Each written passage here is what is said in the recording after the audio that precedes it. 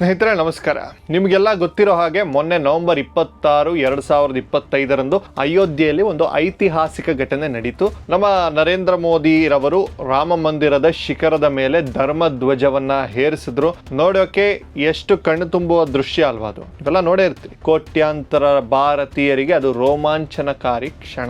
ಆದರೆ ನಮ್ಮ ಮನೆಯಲ್ಲಿ ಹಬ್ಬ ಆದ್ರೆ ಪಕ್ಕದ ಮನೆಯಲ್ಲಿ ಕೆಲವರಿಗೆ ಯಾಕೋ ಸ್ವಲ್ಪ ಉರ್ಕೊಳ್ಳೋ ಚಾಳಿ ಇರುತ್ತೆ ನೋಡಿ.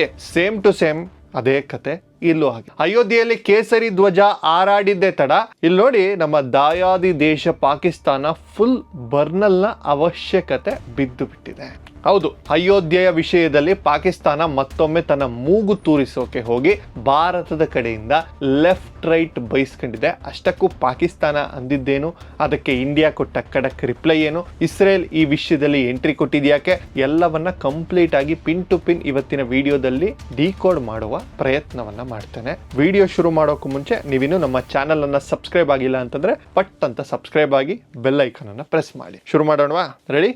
ಫಸ್ಟ್ ಆಫ್ ಆಲ್ ಏನಾಯ್ತು ಅಂತ ಕ್ವಿಕ್ ಆಗಿ ನೋಡೋಣ. ನವೆಂಬರ್ 26, 2025 ಅಯೋಧ್ಯೆ ರಾಮ ಮಂದಿರ ಈಗ ಕಂಪ್ಲೀಟ್ ಆಗಿ ಒಂದು ಅದ್ಭುತ ರೂಪವನ್ನು ಪಡ್ಕೊಂಡಿದೆ. ಅಲ್ಲಿನ ಮುಖ್ಯ ಶಿಖರ ಏನಿದೆ ಅದು ಬರೋಬ್ಬರಿ 161 ಅಡಿ ಎತ್ತರ ಇದೆ. ಆ ಶಿಖರದ ತುದಿಯಲ್ಲಿ ಪ್ರಧಾನಿ ಮೋದಿ ಅವರು ಒಂದು ಧ್ವಜವನ್ನ ಹಾರಿಸ್ತಾರೆ. ಸುಮ್ಮನೆ ಧ್ವಜ ಅಲ್ಲ, ಅದು ಬರೋಬ್ಬರಿ 2 kg ತೂಕದ ಕೇಸರಿ ಬಣ್ಣದ ಧರ್ಮ ಧ್ವಜ. ಎಷ್ಟೇ ಗಾಳಿ ಮಳೆ ಬಂದರೂ ಏನೂ ಆಗೋದಿಲ್ಲ ಅಂತ ಹೇಳ್ತಾ ಇದ್ದಾರೆ. ಅಭಿಜಿತ್ ಮುಹೂರ್ತದಲ್ಲಿ ಅಂದ್ರೆ ಬೆಳಿಗ್ಗೆ 11:50 ಸುಮಾರಿಗೆ ಈ ಕಾರ್ಯಕ್ರಮ ನಡೀತು. ಅಲ್ಲಿ ಸೇರಿದ್ದ ಜನಸ್ತೋಮ, ಜೈ ಶ್ರೀರಾಮ್ ಘೋಷಣೆ, ವಾವ್, ಅದೊಂದು ನೆಕ್ಸ್ಟ್ ಲೆವೆಲ್ ವೈಬ್. ಇಲ್ಲಿನ ಕತೆ ಸುಖಾಂತ್ಯ ಆಗಬೇಕಾಗಿತ್ತು. ಭಾರತದ ದೇವಸ್ಥಾನ, ಭಾರತದ ಪ್ರಧಾನಿ, ಭಾರತದ ಜನ ಯಾರಿಗೇನು ಪ್ರಾಬ್ಲಮ್ ಅಲ್ವಾ? ಯಾರಿಗೇನು ಪ್ರಾಬ್ಲಮ್? ಬಟ್ ಇಲ್ಲೇ ಇರೋದು ಟ್ವಿಸ್ಟ್. ಈ ವಿಡಿಯೋ ಫುಟೇಜ್ಗಳು ಸೋಷಿಯಲ್ ಮೀಡಿಯಾದಲ್ಲಿ ವೈರಲ್ ಆಗ್ತಿದ್ದಂಗೆ ಇಸ್ಲಾಮಾಬಾದ್ ನಲ್ಲಿ ಕೂತಿರೋ ಪಾಕಿಸ್ತಾನದ ಫಾರಿನ್ ಆಫೀಸ್ಗೆ ನಿದ್ದೆ ಬರಲಿಲ್ಲ ಅನ್ಸುತ್ತೆ. ಪಾಕಿಸ್ತಾನದ ವಿದೇಶಾಂಗ ಸಚಿವಾಲಯ ತಕ್ಷಣ ಒಂದು ಸ್ಟೇಟ್ಮೆಂಟ್ ಅನ್ನ ರಿಲೀಸ್ ಮಾಡುತ್ತೆ. ಅವರು ಅಳು ಏನಿತ್ತು ಅಂತ ಪಾಯಿಂಟ್ ವೈಸ್ ಹೇಳ್ತೀನಿ ಕೇಳಿ. ಮುಸ್ಲಿಂ ಪರಂಪರೆ ನಾಶ ಆಗ್ತಾ ಇದೆಯಂತೆ. ಅಯೋಧ್ಯೆಯಲ್ಲಿ ಈಗ ಧ್ವಜ ಹಾರಿಸೋದು ಮತ್ತು ದೇವಸ್ಥಾನ ಕಟ್ಟಿರೋದು ಭಾರತದಲ್ಲಿರೋ ಇಸ್ಲಾಮಿಕ್ ಹೆರಿಟೇಜ್ ಅಥವಾ ಮುಸ್ಲಿಂ ಪರಂಪರೆಯನ್ನ ಅಳಿಸಿ ಹಾಕುವ ಪ್ರಯತ್ನ ಅಂತ ಬೊಬ್ಬೆ ಹೊಡ್ತಾ ಇದೆ. ಅವರು ಮತ್ತೆ ಹಳೆ ಕ್ಯಾಸೆಟ್ ಅನ್ನ ಪ್ಲೇ ಮಾಡಿದ್ದಾರೆ. ಅಲ್ಲಿ ಶತಮಾನಗಳಷ್ಟು ಹಳೆಯದಾದ ಬಾಬರಿ ಮಸೀದಿ ಇತ್ತು. ಅದನ್ನ 1992ರಲ್ಲಿ ಕೆಡವಿ ಈಗ ಅಲ್ಲಿ ದೇವಸ್ಥಾನವನ್ನ ಕಟ್ಟಿದ್ದಾರೆ. ಅದು ತಪ್ಪು ಅಂತ ಪಾಕಿಸ್ತಾನ ಹೇಳ್ಕೊಂಡಿದೆ. ಭಾರತದಲ್ಲಿರುವ ಮುಸ್ಲಿಮರು ಮತ್ತು ಇತರೆ ಅಲ್ಪಸಂಖ್ಯಾತರಿಗೆ ಉಳಿಗಾಲ ಇಲ್ಲ. ಅವರ ಮೇಲೆ ಧಾರ್ಮಿಕ ಒತ್ತಡ ಹೇರಲಾಗ್ತಿದೆ. ಭಾರತ ಈಗ ಹಿಂದೂ ರಾಷ್ಟ್ರ ಆಗೋಕೆ ಹೊರಟಿದೆ ಅನ್ನುವ ಅರ್ಥದಲ್ಲಿ ಬೊಬ್ಬೆ ಹೊಡ್ಕೊಂಡಿದ್ದೆ. ಅಷ್ಟೇ ಅಲ್ಲ, ಇವರು ವಿಶ್ವಸಂಸ್ಥೆಗೂ ಒಂದು ಅಪ್ಲಿಕೇಶನ್ ಅನ್ನ ಹಾಕಿದ್ದಾರೆ.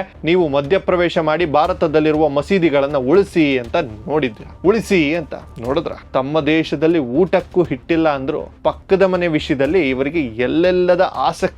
ಈಗ ಮಜಾ ಇರೋದು ಇಲ್ಲೇನೆ. ಪಾಕಿಸ್ತಾನ ಹೀಗೆ ಬೊಗಳೆ ಬಿಟ್ಟ ತಕ್ಷಣ ನಮ್ಮ ಭಾರತದ ವಿದೇಶಾಂಗ ಸಚಿವಾಲಯ ಸುಮ್ಮನೆ ಕೂರುತ್ತಾ? ಚಾನ್ಸೇ ಇಲ್ಲ.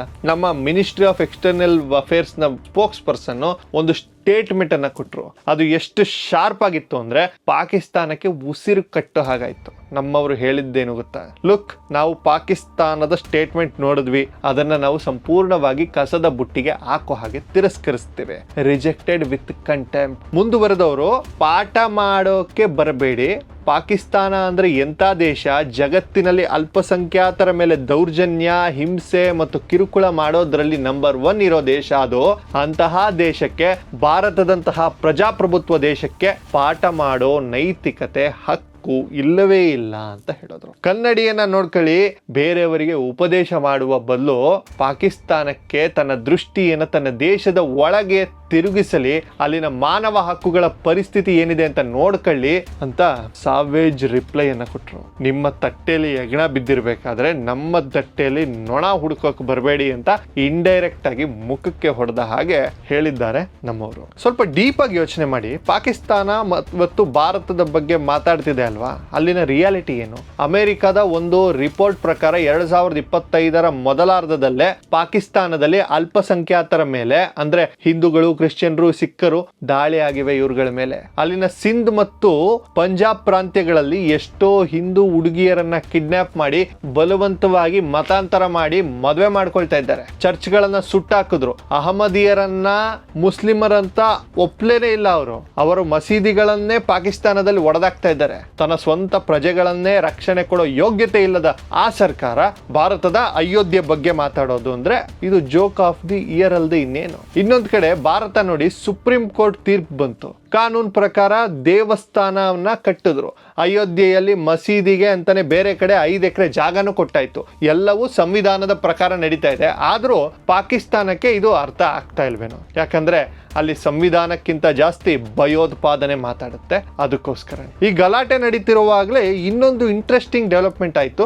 ಭಾರತದಲ್ಲಿರೋ ಇಸ್ರೇಲ್ ರಾಯಭಾರಿ ರುವೆನ್ ಅಜರ್ ಅವರು ಒಂದು ಟ್ವೀಟ್ ಅನ್ನ ಮಾಡಿದ್ರು. ಸಾಮಾನ್ಯವಾಗಿ ಅಯೋಧ್ಯೆ ವಿಷಯದಲ್ಲಿ ಬೇರೆ ದೇಶಗಳು ಸೈಲೆಂಟ್ ಆಗಿರ್ತವೆ, ಆದ್ರೆ ಇಸ್ರೇಲ್ ರಾಯಭಾರಿ ಓಪನ್ ಆಗಿ ಬಂದು ಅಯೋಧ್ಯೆಯಲ್ಲಿ ಧ್ವಜ ಹಾರಿದ್ದಕ್ಕೆ ಭಾರತಕ್ಕೆ ಅಭಿನಂದನೆಗಳು, ಇದು ಸಿವಿಲೈಸೇಷನ್ ನ ಒಂದು ಪ್ರಮುಖ ಕ್ಷಣ ಅಂತ ಹೇಳಿದ್ರು. ಅಷ್ಟೇ ಅಲ್ಲ, ಅವರು ಹಿಂದೆ ಅಯೋಧ್ಯೆಗೆ ಭೇಟಿ ನೀಡಿದ ಫೋಟೋ ಕೂಡ ಹಾಕೊಂಡ್ರು. ಇದರಿಂದ ಏನರ್ಥ ಆಗುತ್ತೆ?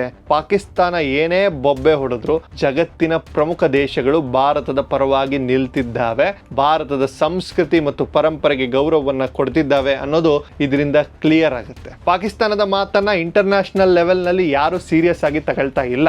ಯಾಕೆಂದ್ರೆ ಅವರ ಯೋಗ್ಯತೆ ಅವ್ರಿಗೆ ಗೊತ್ತು. ನಿಮಗೊಂದು ಡೌಟ್ ಬರಬಹುದು, ಗುರು ಪಾಕಿಸ್ತಾನಕ್ಕೆ ತಿನ್ನೋಕೆ ಅಕ್ಕಿ ಇಲ್ಲ, ಕರೆಂಟ್ ಇಲ್ಲ, ಪೆಟ್ರೋಲ್ ಬೆಲೆ ಗಗನಕ್ಕೇರಿದೆ, ಇಷ್ಟೆಲ್ಲ ಸಮಸ್ಯೆ ಇಟ್ಕೊಂಡು ಇವರು ಅಯೋಧ್ಯೆ ಬಗ್ಗೆ ಯಾಕೆ ತಲೆ ಕೆಡಿಸ್ಕೊಳ್ತಾರೆ ಅಂತ. Simple logic. ಇದನ್ನೇ ಡಿಸ್ಟ್ರಾಕ್ಷನ್ ಪಾಲಿಟಿಕ್ಸ್ ಅನ್ನೋದು. ಪಾಕಿಸ್ತಾನದ ಸರ್ಕಾರಕ್ಕೆ ಗೊತ್ತು ಅಲ್ಲಿನ ಜನ ರೊಚ್ಚಿಗೆದ್ದಿದ್ದಾರೆ ಅಂತ. ಜನರ ಗಮನ ಹಸಿವಿನಿಂದ ಬಡತನದಿಂದ ಬೇರೆ ಕಡೆಗೆ ಡೈವರ್ಟ್ ಮಾಡಬೇಕು ಅಂದ್ರೆ ಒಂದೇ ದಾರಿ, ಅದು ಭಾರತದ ವಿರುದ್ಧ ಮತ್ತು ಕಾಶ್ಮೀರ ಅಯೋಧ್ಯೆ ಇಶ್ಯೂ. ಅಲ್ಲಿನ ಜನರಿಗೆ ನೋಡಿ, ಭಾರತದಲ್ಲಿ ಇಸ್ಲಾಂ ಕತರೆ ಪೇ ಹೈ ಅಂತ ಸುಳ್ಳು ಹೇಳಿ ಎಮೋಷನಲ್ ಆಗಿ ಹಿಡಿದಿಟ್ಟುಕೊಳ್ಳೋ ತಂತ್ರ ಇದು. ಆದ್ರೆ ಪಾಪ ಅಲ್ಲಿನ ಜನರಿಗೂ ಈಗ ಸತ್ಯ ಗೊತ್ತಾಗಿದೆ. ಭಾರತ ಚಂದ್ರನ ಮೇಲೆ ಹೋಯ್ತು, ಪಾಕಿಸ್ತಾನ ಇನ್ನು ಭೂಮಿ ಮೇಲೆ ನಿಲ್ಲೋಕೆ ಪರದಾಡ್ತಾ ಇದೆ ಅನ್ನೋದು ಅವ್ರಿಗೂ ಕೂಡ ಅರ್ಥ ಆಗಿದೆ. ಸೊ ಒಟ್ಟಾರೆಯಾಗಿ ಹೇಳೋದಾದ್ರೆ ಅಯೋಧ್ಯೆ ರಾಮ ಮಂದಿರದ ಮೇಲೆ ಧರ್ಮಧ್ವಜ ಹಾರಿದ್ದು ಭಾರತದ ಸಾರ್ವಭೌಮತೆ ಮತ್ತು ಸಾಂಸ್ಕೃತಿಕ ಪುನರುತ್ಥಾನದ ಸಂಕೇತ.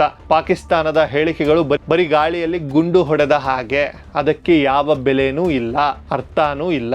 ಭಾರತ ಸ್ಪಷ್ಟವಾಗಿ ಹೇಳಿದೆ, ನಮ್ಮ ದೇಶದ ವಿಷಯದಲ್ಲಿ ತಲೆ ಹಾಕಬೇಡಿ, ಫಸ್ಟ್ ನಿಮ್ಮ ಮನೆ ಸರಿ ಮಾಡಿಕೊಳ್ಳಿ ಅಂತ.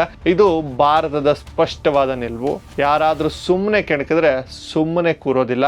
ಅದು ಡಿಪ್ಲೊಮೆಸಿ ಇರಲಿ ಅಥವಾ ಬಾರ್ಡರ್ ಇರಲಿ, ಉತ್ತರ ಮಾತ್ರ ಖಡಕ್ ಆಗೇ ಇರುತ್ತೆ. ನಿಮಗೇನನ್ಸುತ್ತೆ ಪಾಕಿಸ್ತಾನದ ಈ ದ್ವಂದ್ವ ನೀತಿಯ ಬಗ್ಗೆ? ನಿಮ್ಮ ಅಭಿಪ್ರಾಯ ಏನು? ಕಮೆಂಟ್ ಬಾಕ್ಸ್ ಓಪನ್ ಇದೆ. ನಿಮ್ಮ ಅನಿಸಿಕೆಗಳನ್ನ ಮುಕ್ತವಾಗಿ ಹಂಚ್ಕೊಳ್ಳಿ. ವಿಡಿಯೋ ಇಷ್ಟ ಆದರೆ ಲೈಕ್ ಮಾಡಿ, ಶೇರ್ ಮಾಡಿ, ಸಬ್ಸ್ಕ್ರೈಬ್ ಮಾಡಿ, ನಿಮ್ಮ ಫ್ರೆಂಡ್ಸ್ಗಳಿಗೂ ಶೇರ್ ಮಾಡಿ. ಇನ್ನಷ್ಟು ಡೀಪ್ ಡೈವ್ ಅನಾಲಿಸಿಸ್ಗಾಗಿ ಚಾನಲ್ ಅನ್ನ ಸಬ್ಸ್ಕ್ರೈಬ್ ಮಾಡ್ಕೊಳ್ಳಿ. ಮುಂದಿನ ವಿಡಿಯೋದಲ್ಲಿ ಸಿಗೋಣ. ಅಲ್ಲಿವರೆಗೂ ಜೈ ಹಿಂದ್, ಜೈ ಕರ್ನಾಟಕ.